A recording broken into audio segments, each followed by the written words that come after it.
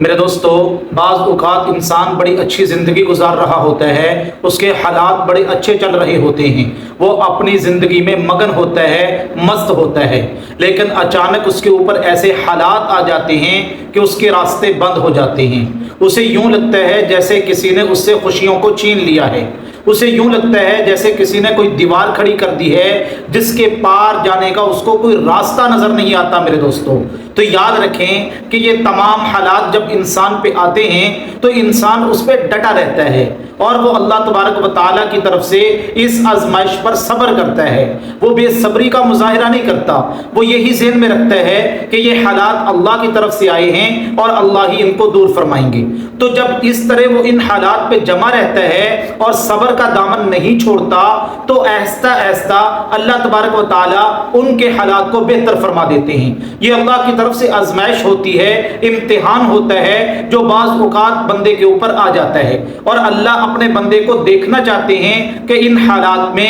اس آزمائش میں میرا بندہ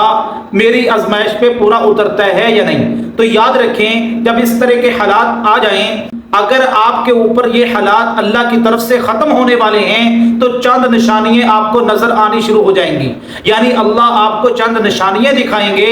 جن سے آپ کو یہ اندازہ لگ جائے گا کہ اب یہ حالات بدلنے والے ہیں، اب غمیاں جو ہیں وہ خوشیوں میں تبدیل ہونے والی ہیں، اب آزمائشیں ختم ہونے والی ہیں۔ تو وہ نشانیاں کیا ہیں؟ وہ 3 نشانیاں میں آپ کے سامنے رکھتا ہوں۔ ایک نشانی یہ ظاہر ہوتی ہے کہ بندے کے دل میں عبادت کا شوق پیدا ہو جاتا ہے، یعنی اس کے دل میں عبادت کی تڑپ پیدا ہو جاتی ہے۔ مثال کے طور پہ اگر اس نے فجر کی نماز جماعت کے ساتھ ادا کی ہے تو اب اس کے دل میں یہ تڑپ رہتی ہے، یہ شوق رہتا ہے کہ کب ظہر کی اذان ہو اور میں مسجد میں جاؤں اور اللہ کی عبادت کروں۔ تو عبادت کا شوق، نیکی کرنے کا شوق، نیکی کرنے کا جذبہ اللہ بندے کے دل میں پیدا فرما دیتے ہیں۔ نمبر 2،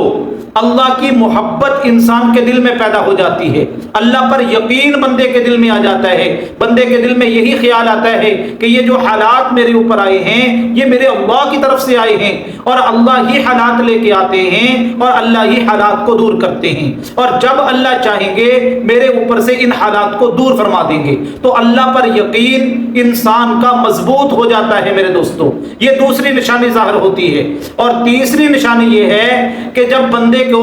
اس طرح کے حالات گھیر لیتے ہیں اور وہ حالات بدلنے والے ہوتے ہیں، آزمائشیں ختم ہونے والی ہوتی ہیں، تو تیسری نشانی جو بندے پر ظاہر ہوتی ہے وہ اللہ کی نعمتوں پر اللہ کا شکر ادا کرنا شروع کر دیتا ہے۔ تو اللہ بھی فرماتے ہیں لَإِن شَكَرْتُمْ لَأَزِيدَنَّكُمْ، میرے بندو اگر تم میری نعمتوں پر میرا شکر کرو گے میں اپنی نعمتوں کو تمہارے اوپر زیادہ کر دوں گا۔ تو یہ 3 نشانیاں جب انسان کے اوپر حالات آئے ہوئے ہوں اور اس کو ظاہر ہونے لگیں تو سمجھ لیں کہ آزمائش ختم ہونے والی ہے۔